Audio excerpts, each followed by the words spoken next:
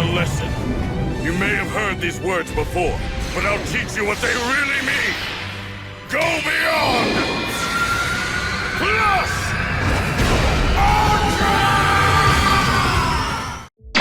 Hey, what is up my fellow Beyonders? Plus Ultra James here, coming at you with another video from Go Beyond Comics. I hope you guys are having an awesome day, a blessed day. So DC fandom recently passed and it was awesome. I loved everything we got. Now we did get an awesome announcement when it comes to the realm of comics. Now a new hero who's appeared on the scene is going to be getting a 12th issue limited series coming in February. And this hero's name is Marcus' son, aka the Monkey Prince, who hates superheroes. Now, he actually made his first appearance in DC's Festival of Heroes, the Asian celebration, and the story for this synopsis, and actually him as a character, is inspired by the 16th century Chinese novel Journey to the West. You know, that story that followed the Monkey King, son Wukong. Now, a brand new half issue dropped with this announcement. It's called Monkey Prince issue 0. The synopsis for this series is this: Darkseid has come into the heavenly realm. This story will show off the classic Journey to the West characters: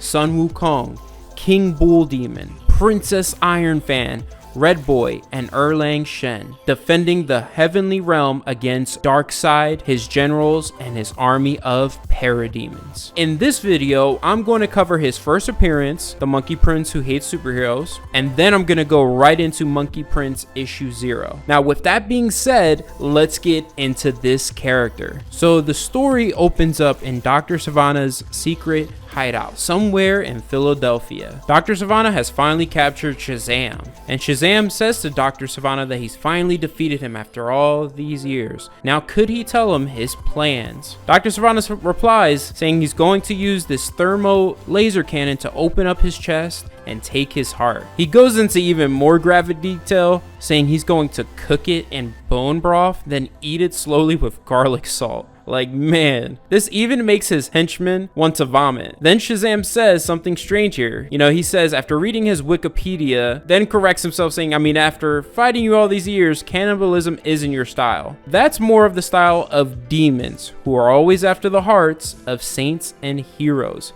because they think eating it will grant them immortality. He continues saying, what I guessed happened was Dr. Sivana stole a Yuan dynasty gourd, released the demon that was inside it, thinking he can control it, but instead it took control of him. Dr. Sivana then screams, shut up, to Shazam and uses the laser cannon on his chest, trying to cut it open. Shazam says it doesn't have to be this hard to open up his chest, let me help you out, and pulls this little tiny staff that was hidden in his ear.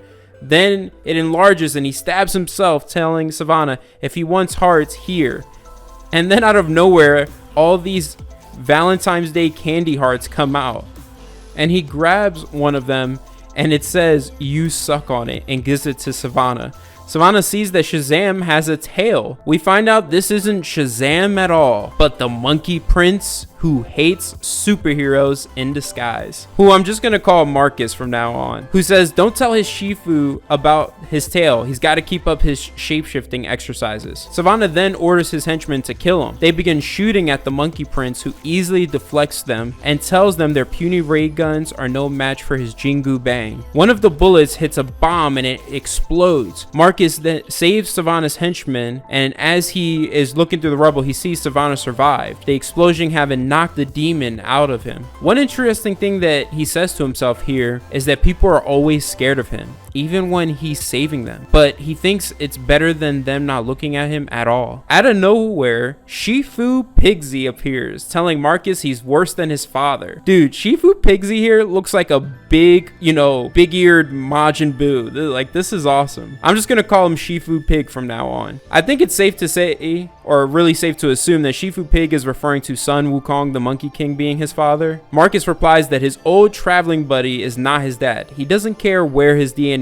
came from. He only cares for those who were there for him. That everything worked out with Sivana. The demon is gone. Shifu Pig then reveals that the demon is exorcised, but it's not killed. That it's now invisible to other magic beings. That only using this powder called the Immortal Eye he blows can help them see it. And it's revealed to be a demon deer spirit who mistakes Marcus for the Monkey King, but Marcus tells him that he's the Monkey Prince, that a lot of people make that mistake. Lots of Asian people. Everyone else thinks he's from Planet of the Apes. The deer spirit is angry at what humans have done to the world, and the goal for all the demons is to become immortal and overthrow the humans. The deer spirit smells Hero's flesh all of a sudden, and it's Shazam who's appeared on the scene. I like that Marcus says, look at his stupid YouTube star smile, that he wants to punch him in the face. Savannah then shoots at Shazam. Marcus starts battling the demon spirit, keeping it from Shazam. Marcus is then knocked back, and as Shifu Pig points out, has reverted back to his human form, saying to Marcus that he's let fear get the best of him, to turn from the pain to his voice, to steal his confidence, but do not let it grow into arrogance. Those words help Marcus turn back into his Monkey Prince form. We really learned something interesting there, that when Marcus loses his confidence and fear overcomes him, he reverts back to his human form. I also am starting to really like Shifu Pig,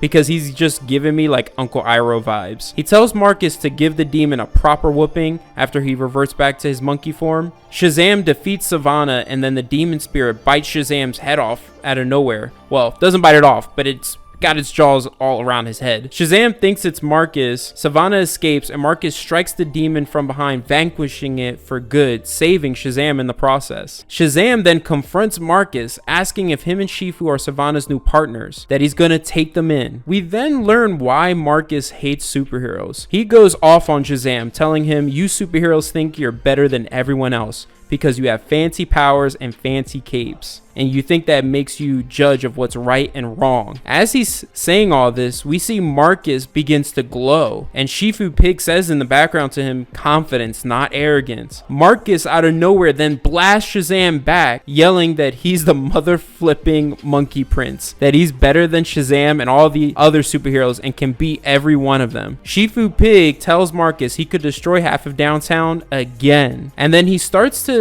say this enchantment that tightens the band around Marcus's head, and we learn that it's called a discipline device, but Marcus calls it a torture device. They both end up leaving, and then we learn that the pain Marcus experiences from the band tightening around his head helps prevent him from losing control. Also, that Shifu Pig has been telling Marcus to call the Monkey King, but it seems like Marcus refuses, saying in his narration that he has parents already, the best parents in the world. And Marcus, his freaking parents, are the henchmen who were working for Dr. Savannah. Now that is crazy. We then go to Marcus going to school, and he says he doesn't have many friends because his family has always moved. His one friend here at school, we learn though, is Billy Batson, aka Shazam, who tries to show him a YouTube video of the fight the night before at the warehouse between Shazam and Dr. Savannah.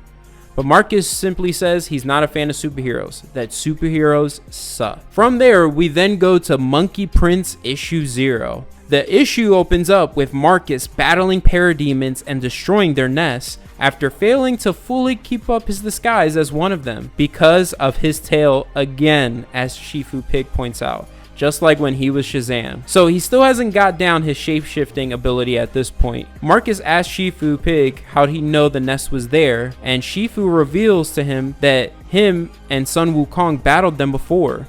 He tells the story of when Darkseid invaded the heavenly realm, the home of gods and myths. We see the forces of Apokolips in the heavenly realm. I'm really just going to point out here the gods of the heavenly realm. We see King Bull Demon, ruler of Flaming Mountain, and I hope I pronounced this correctly, I don't know. Nezik, the third Lotus Prince. Erlang-Shen, the Jade Emperor's nephew. Princess Ironfan, wielder of the Palm Leaf Fan. Red Boy, son of King Bull Demon and Princess Ironfan. We see the battle raging on. Princess Ironfan knocking back Mad Harriet.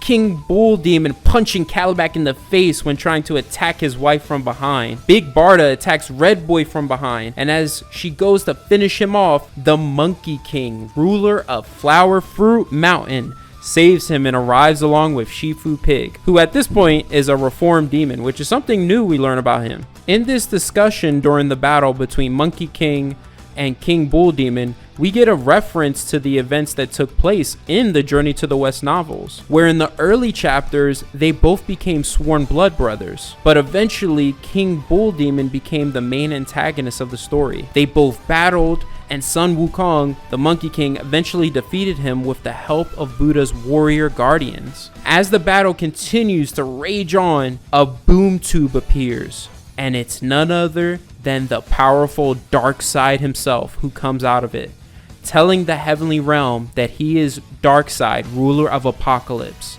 and he's come to save them from their own incompetence. You're outnumbered, surrender. As expected though, the gods don't surrender. The Bull family goes to strike Darkseid together as Monkey King leaves to deal with his theory on the parademons. What surprised me is the Bull family strikes Darkseid and it doesn't faze him at all. Like, I thought they would at least knock him back. Monkey King's theory was the parademons had a nest. Him and Shifu Pig end up discovering it, and after they destroy it, Monkey King then goes to confront Darkseid, asking him if he's ever heard of him, messing around saying he's famous. He then tells Darkseid if he ever heard of him, he would know that he's mastered transformation, able to turn his hair into clones. Monkey King pulls a multi-shadow clone jutsu here, and we see an army of Monkey Kings taking out the parademons. Monkey King then says to Darkseid, "It is you who is outnumbered." One thing that's funny here is Shifu Pig tells King Bull Demon that he taught him that, but King Bull Demon is like, dude, you have no hair. Darkseid tells Monkey King that the battle is his, but someday they'll meet again, and he will be useful to him. However, his allies, he finds disposable. He then blasts his Omega Beams, going around Monkey King and going straight for King Bull Demon and Princess Ironfan, killing them. We then see Red Boy mourning over the bodies of his parents. Like, this is crazy. I can't believe this happened. We then return to present day after Marcus hears the story from Shifu Pig, and he asks what happened to Red Boy after that. And Shifu Pig just says, tragedy can birth a yearning for justice or something less noble. May you never find out, my monkey prince. And that is the end of both those stories, my fellow Beyonders. I really enjoyed this new hero in the DC universe, Monkey Prince, who hates superheroes. Like, we got a lot in both these issues. I really can't wait for that first issue to drop in February. Other than that, I hope you guys enjoyed this video. If you did, please hit that like button. I would greatly appreciate it. Comment down below your thoughts on this new hero in the DC universe and what you thought of, both these issues. And also subscribe to the channel if you haven't already. I would greatly appreciate that as well. And yeah, I hope you guys have an awesome day. Take care, and always remember every day to go beyond plus ultra. See you guys.